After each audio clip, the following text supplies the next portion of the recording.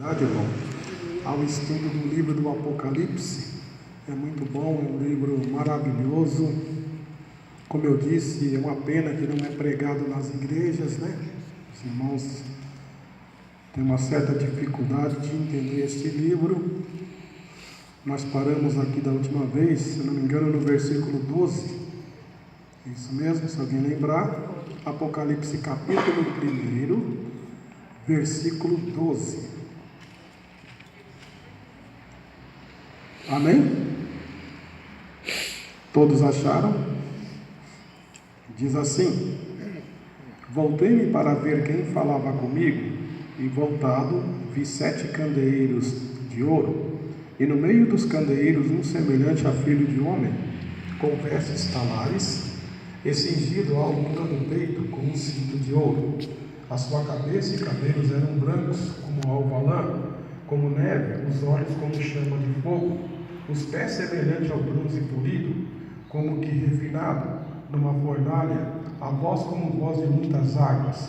Tinha na mão direita 7 estrelas, e da boca saía-lhe uma afiada espada de 2 gumes. O seu rosto brilhava como o sol na sua força. Quando o vi, caí a seus pés como morto. Porém ele pôs sobre mim a sua mão direita, dizendo: não temas, eu sou o primeiro e o último. Eu sou o primeiro e o último. E aquele que vive, estive morto, mas eis que estou vivo pelos séculos dos séculos, e tenho as chaves da morte e do Hades. Escreve, pois, as coisas que viste, e as coisas que são, e as que hão de acontecer depois desta. Quanto ao mistério das 7 estrelas que viste na minha mão direita, e os 7 candeeiros de ouro, as 7 estrelas são os anjos das 7 igrejas, e os 7 candeeiros são as 7 igrejas. Amém?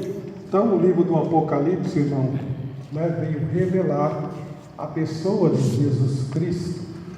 Também veio revelar a testemunha fiel, que é Jesus Cristo, o leão da tribo de Judá.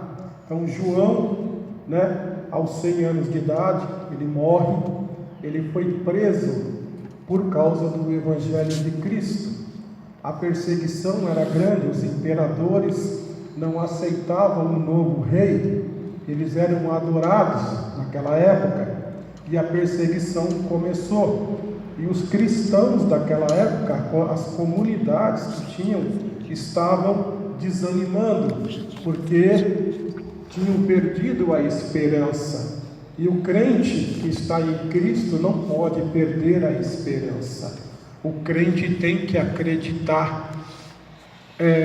João, ele teve nessas 7 igrejas, ele ministrou nessas 7 igrejas, por isso que ele se refere a elas, que ficava na Ásia Menor, hoje é a atual Turquia. E ele escreve essas cartas. Jesus se revela para ele, mostra o que ia acontecer, a perseguição que viria, e muitos evangélicos foram assassinados, foram mortos pelos imperadores. João viu Nero colocando fogo em Roma e colocando a culpa nos cristãos. Tem um livro chamado Coliseu de Roma, se vocês puderem comprar e ler, vai falar sobre o martírio dos cristãos, como eles foram assassinados. O Coliseu de Roma está lá até hoje, se alguém um dia for para Roma visitar, e lá era uma arena, e lá se colocava os cristãos. Então o leão ficava ali 3, 4 meses sem comer, com fome, e o show, os cristãos eram o show, era o espetáculo, como é o futebol hoje, se eu não me engano, em Eclesiastes vai falar sobre uma louca que corre e homens correm por trás dela, Hoje simboliza o futebol. Então você vê 12 homens correndo atrás de uma louca, que é a bola, porque ela vai para, você chutou, ela vai para tudo, ela fica doidinha a bola, ela vem para cá, vai para lá. Você vê como a Bíblia responde a tudo tem resposta na Bíblia. Então João, ele é preso, ele fica lá preso pelo imperador Domiciano, que manda prendê-lo, e lá ele assiste o martírio de vários cristãos. Policarpo era uma testemunha fiel de uma dessas igrejas. Ele também foi assassinado e João ficou sabendo do seu martírio também. Então, irmão, o Apocalipse está revelando para nós aquilo que foi fechado em Daniel capítulo 12. Daniel, fecha o livro e sela. O homem vai correr dali para cá e de lá para cá, e a ciência vai se multiplicar. O que fecha em Daniel, abre em João. Então Deus sempre vai nos mostrar os fatos antes de acontecer. Deus não nos deixa enganado e nem confundido. Quem é fiel, versículo 3 do Apocalipse vai dizer: bem-aventurados os que leem e os que ouvem e os que praticam as letras desta profecia. Não é só ouvir, não, irmão, tem que viver, tem que praticar, tem que ser fiel a Deus. Esse livro, ele tem 7 bem-aventuranças que ele vai nos dar, mas essas aventuranças só vão se cumprir na minha vida ou na sua, se você for fiel, se você ler, se você viver o que o livro está falando. Amém? Então ele diz assim, no versículo 12: voltei-me para ver quem falava comigo, e voltado vi 7 candeeiros de ouro. Ou seja, ele foi arrebatado, ele está lá na ilha de Patmos, ele não saiu da ilha, o Espírito Santo tomou ele. Uma porta, ele vai falar de uma porta aberta no céu, ele é levado até o céu, e lá Deus, na pessoa de Jesus Cristo, mostra para João: olha, escreve isso num livro, que é o que vai acontecer. Então o livro da minha vida, o livro da sua vida, já foi escrito por Deus. Deus conhece o meu primeiro A, o meu último A. Deus é o dono da vida, é o dono da morte. É Ele quem decide quem vive e quem morre. Amém? Então é bom saber, os candeeiros aqui, no templo do Velho Testamento, tinha candeeiros com esse tipo de haste, e aqui ficava as lamparinas. Então era aceso para que o local, como tem as lâmpadas hoje. Então esses candeeiros, 7, vai simbolizar as 7 igrejas da Ásia. Amém? Ele está representando. Então ele está dizendo aqui: vi no meio, voltei para ver quem falava comigo. Quem está falando com ele aqui? Jesus Cristo, que é a testemunha fiel. É Jesus Cristo que vai falar com ele. Amém? Está dizendo aqui: e voltado vi 7 candeeiros de ouro. O ouro é pureza. O ouro representa aqui pureza, porque quando Deus mandou construir o templo, Ele colocou o melhor que tinha. Tudo que era do melhor simbolizava. Então o ouro, ele sendo refinado, ele é puro. Então está simbolizando a pureza do Cristo, a pureza do Espírito Santo. Amém? É isso que o texto está se tratando. Então João é arrebatado e Jesus se apresenta para ele e mostra para ele o que iria acontecer, e ele iria escrever num livro, para que fosse lido nas igrejas. Amém? Versículo 13: e no meio dos candeeiros, um semelhante a filho do homem, com vestes talares e cingido à altura do peito, com um cinto de ouro. E no meio dos candeeiros, então o que eu disse? Que os candeeiros representam a igreja. Está simbolizando as 7 igrejas. Quem é que está no meio da igreja? Um semelhante ao filho do homem. Por que filho do homem? Aqui está representando 2 naturezas. A natureza de Cristo, ele era Deus e homem ao mesmo tempo. Ele nasceu de mulher. Isaías vai profetizar sobre isso. Está falando sobre a natureza humana. Porém, qual é a diferença? É que eu e você nascemos com a natureza pecaminosa. Jesus não. Ele era santo, 3 vezes santo. Então ele está no meio, ou seja, está dirigindo a minha vida e a sua vida, porque nós somos a igreja fiel, somos as testemunhas do Senhor, e Ele também dirige a liderança da igreja, Ele dirige todas as lideranças. Ele está no meio da minha vida, da sua vida, e também está no meio da igreja. É bom, irmãos, a gente entender Há dois tipos de igrejas. A primeira igreja, que somos nós, as verdadeiras igrejas somos nós. E isso aqui, que é um santuário. Na internet tem muita gente pregando contra isso aqui, dizendo que isso aqui não tem importância, que nós somos a verdadeira igreja do Senhor, que Deus mora em nós. Em primeiro lugar, irmão, Deus não mora em ninguém. Aprenda isso. Deus nunca morou dentro de mim e nunca morou dentro de você. Irei para o Pai, mas não vos deixarei órfãos. Antes mandarei quem? O Consolador, que vos convencerá. O que o Deus faz é, através da pessoa do Espírito Santo, é controlar a sua vida. É isso que ele não mora dentro de você, e também nunca morou dentro do templo. Ele se faz presente dentro do templo, quando o povo se junta, quando o povo convoca ou é convocado para solenidade, nós entramos, adoramos. Uma vez que nós adoramos, Deus se faz presente. Ele nunca morou em lugar nenhum, porque Ele é onipresente.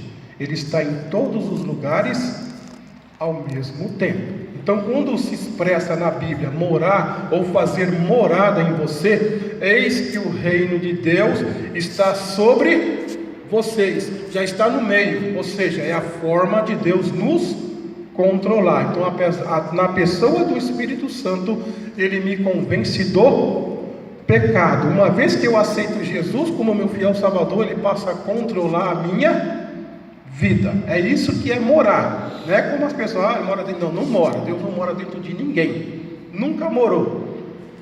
Vou para o Pai, vou lá fazer novas moradas. O que Ele quer dizer, dois sim. Primeiro, preparar o novo céu e a nova terra. E segundo, uma forma de Jesus nos controlar. Então, quando eu ando pela palavra, quando eu ouço a palavra, quando eu pratico a palavra, o Espírito Santo está em mim e eu nele. Então, está me controlando. Aquele que ama a mim, ama a minha palavra. E quem ama a minha palavra, ouve a minha voz. Por isso que ele vai dizer aqui: quem tem ouvidos, ouça o que o Espírito diz às igrejas. Amém? Ele está falando sobre isso. E depois vai falar sobre as vestes talares. Não, quem é que vestia isso? O sacerdote. O sumo sacerdote vestia isso. Então, uma túnica grande com um cinto. O cinto era para apertar a túnica, como eu uso o cinto aqui, para poder apertar as calças, para mim poder andar com ela. Vamos ver, isso é sinal de majestade. É o sacerdote. Jesus está sendo representado como o único e verdadeiro sacerdote, aquele que dirige a nossa vida. É isso que ele está falando. E o ouro, como eu disse, que é a pureza de Cristo, por Ele ser santo. Então é Ele que nos purifica pela sua palavra. Amém? Versículo 14: a sua cabeça e cabelos eram brancos como a alva lã, como neve, os olhos como chama de fogo. A brancura aqui não é velhice. A brancura aqui significa eternidade. Jesus não fica velho. Brancura aqui é eternidade. De eternidade em eternidade tu subsiste. Aí Deus, irmão, criou a eternidade. É bom que os irmãos saibam disso. Quando o salmista está falando de eternidade em eternidade, isso quer dizer que Deus é antes da eternidade. Nunca houve um tempo que Deus não existiu. Nós temos um tempo para existir. E viemos aparecer na época em que Deus quis que nós aparecemos. Os anjos foram criados. Tudo que foi criado tem começo, meio e fim. Tudo. Como Deus não foi criado, Jesus não foi criado, Ele foi gerado. E gerado pelo Espírito Santo. Mas para nós, como eu estava dizendo com um padre outro dia, Deus não tem mãe. Jesus não tem mãe. Ah, mas e Maria? Quem foi Maria? Não foi mãe de Deus? Humanamente falando, ela foi uma mãe de aluguel. Ela emprestou o útero para Deus, e o Espírito Santo vem, toma o útero dela e gera Jesus Cristo. Humanamente falando, Jesus teve uma mãe. Humanamente, mas quando se trata de falar na parte de divindade, Deus não tem mãe. Jesus nunca teve uma mãe. Porque se eu disser que Maria é mãe de Deus, então a mãe é maior que o filho. Essa é uma expressão errada que a Igreja Católica tem usado. Maria foi importante, ela criou sim, deu o amor dela, mas Jesus respondeu: eu não sou Deus. Tanto que na cruz ele diz: mulher, por que choras? Ele nem chamou de mãe, ele chamou de mulher. Eis aí João, teu filho. Ele sabia que ele não era dela, ela apenas fez um papel, ela foi uma mulher agraciada, ela teve o maior privilégio que nenhuma mulher teve, nem vai ter na face da terra: gerar quem? O Criador, o Deus, Jesus Cristo. Só isso. Ela não se tornou melhor do que eu em nada, não foi mais santa do que eu em nada, pelo contrário, ela teve um privilégio. Eva teve o primeiro privilégio, que foi ser a mãe de todos viventes. Então ela também foi agraciada, mas Maria foi muito mais agraciada do que Eva, porque ela gerou quem? O Salvador da humanidade. Mas isso, irmão, não deu mérito para a oração da Ave Maria, como os católicos. Isso foi criado no ano 230. Isso foi imposto pelo imperador Constantino. Não tem nada a ver. Essa oração, com todo respeito, é uma heresia. É uma heresia. A oração da Ave Maria é uma heresia que a Igreja Católica inventou. Ela não é bíblica, não foi deixada por Jesus, não foi ensinada pelos apóstolos. Isso foi uma invenção. Ou seja, Constantino reconheceu Maria como mãe de Deus.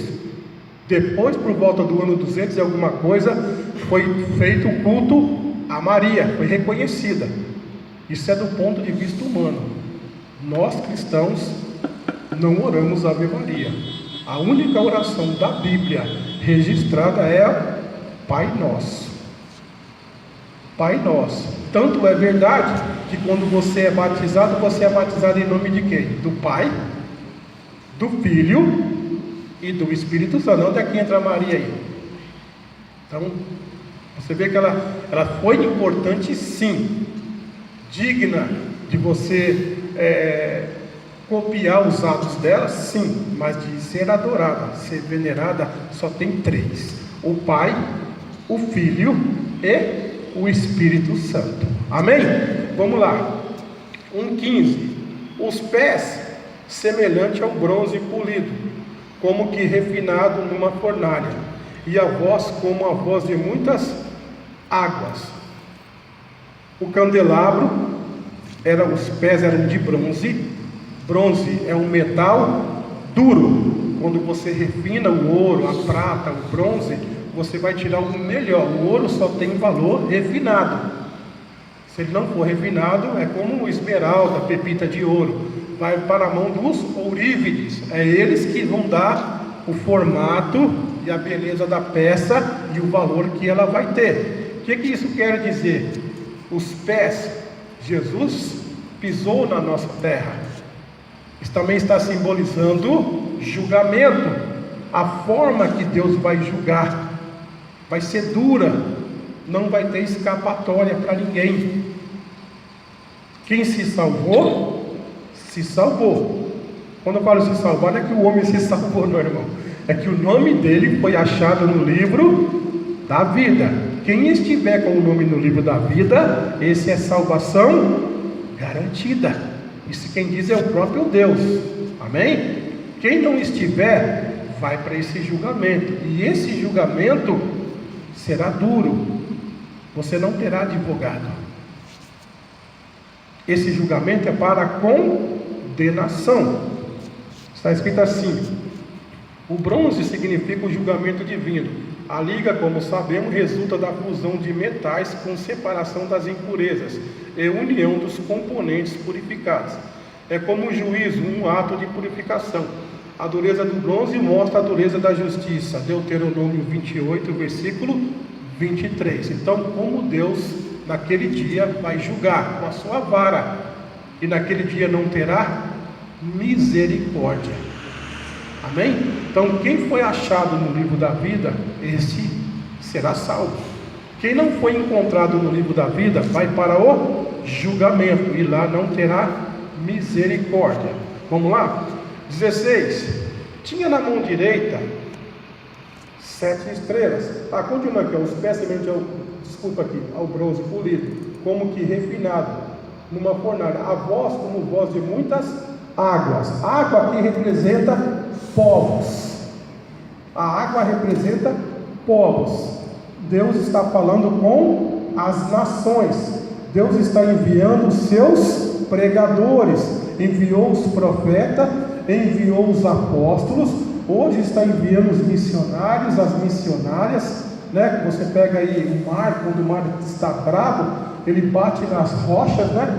Daquele estrondo, daquela voz. Então João está fazendo uma pequena comparação. Assim como você vai no mar e ouve aquele estrondo, parece um monte de água batendo em tudo quanto é lado, é a voz do Senhor. Ele está falando sobre voz. Então voz está representando nações, povos. O Evangelho está sendo pregado nos 4 cantos da terra, para que naquele dia ninguém venha dizer: eu não tive tempo de ouvir a sua palavra. Amém?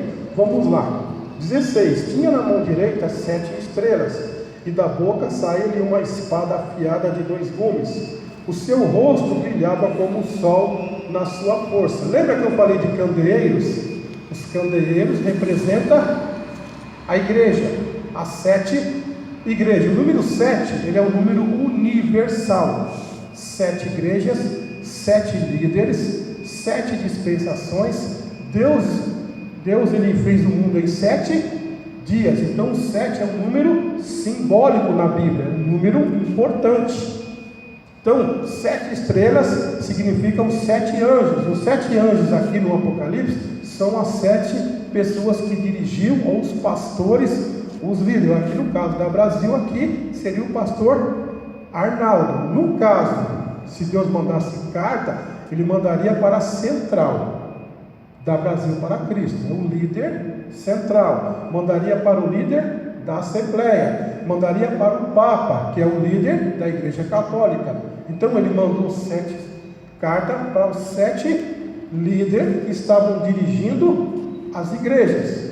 Ele escreve por quê? Porque ele tinha que mostrar os erros e os acertos que essas igrejas estavam cometendo diante de Deus. Então Deus está no controle de todas as igrejas da terra, seja ela boa ou seja ela ruim. Na minha vida e na sua vida, é Deus que controla. É Deus que tem todo o domínio da minha vida e da sua. Ele sabe o que você faz e por que você faz. Ele sabe quando você acerta e sabe quando você erra. Estamos propícios a errar e a pecar. Mas quando nós confessamos os nossos pecados, o Senhor nos absolve. O Senhor nos purifica. Ele é o nosso verdadeiro advogado. Não importa o que o mundo acha de você. Não importa o que as pessoas pensam sobre você. Não importa o julgamento que as pessoas fazem sobre você. Se você se arrepende, se você confessa, o Senhor te abraça. Deus é fiel. Errar, quem não erra? Quem não erra? Essa semana aí eu caí dentro do banheiro, irmãos. Eu fui tomar um banho, essa minha esposa comentou.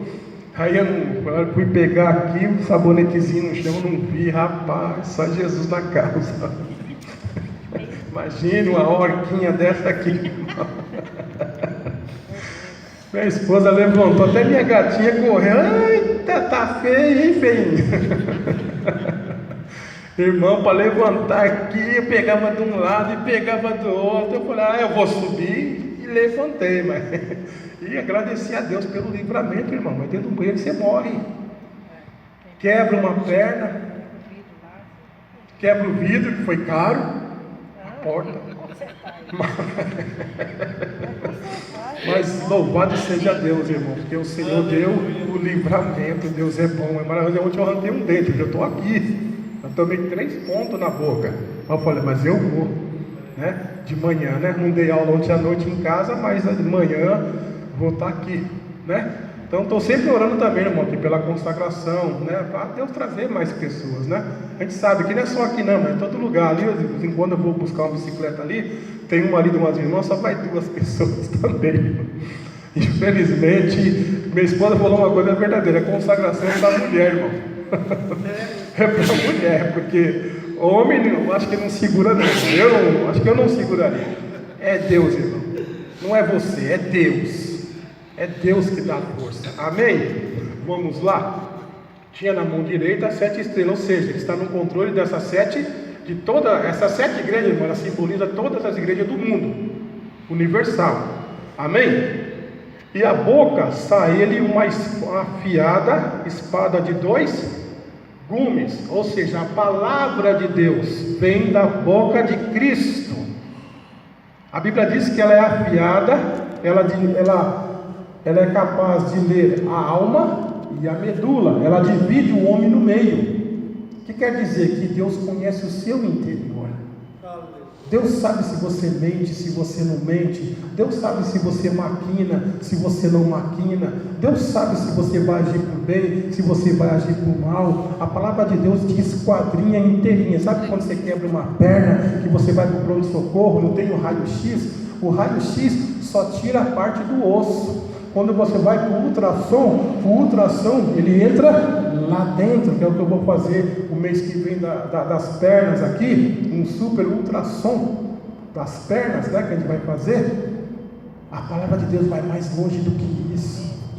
Ela te penetra lá na sua alma. Ela sabe se uma criança vai nascer, se ela vai matar, se ela vai roubar, se ela vai ser pedófila, se ela não vai ser pedófila. Deus sabe de todas as coisas. Deus conhece a minha e a sua natureza. E essa natureza só pode ser mudada e transformada pelo Evangelho. Só o Evangelho muda um ser humano de mal para melhor, porque o pecado nos transformou, mas o Evangelho nos lava. Por isso que o Evangelho é rejeitado no mundo. Por isso que as religiões não aceitam o Evangelho, porque ela quebra barreira. O Evangelho quebra tradições. O Evangelho muda culturas. O índio pode continuar sendo índio, mas desde que ele venha dançar para Jesus Cristo, ele pode continuar fazendo a fogueirinha dele, mas cantando um hino como as irmãs cantando hoje, adorando não a árvore, não a natureza, adorando o único e verdadeiro Deus. Então o Evangelho faz isso. Esse é o papel do Evangelho, está dizendo aqui.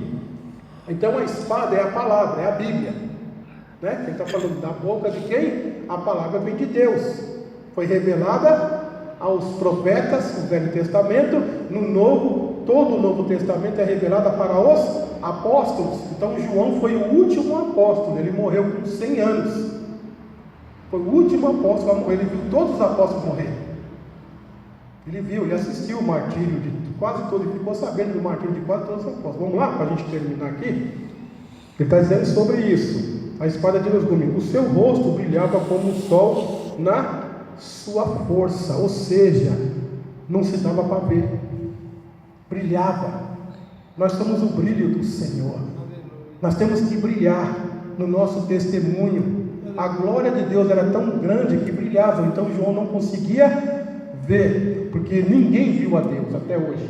Ninguém, nem Moisés, ninguém viu a Deus. Viram a glória, mas não viram a Deus.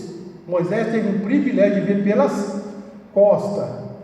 Ezequiel foi a maior visão que ele teve do carrossel em cima lá, que uns diziam que até disco voador. Não tem nada a ver, irmão. Amém? Mas ninguém viu a Deus, só Jesus Cristo. Ninguém viu a Deus. Nenhum ser humano teve esse prazer. Nós teremos naquele grande dia. Amém?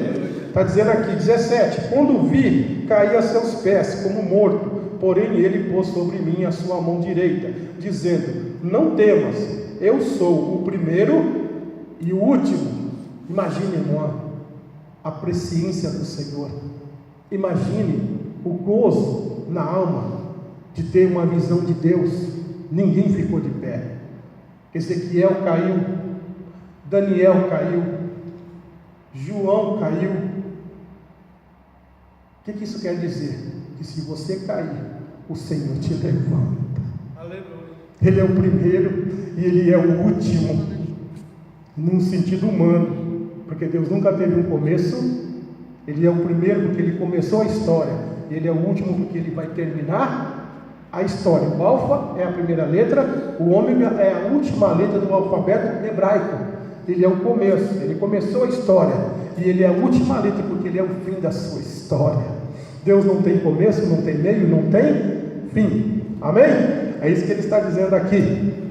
18.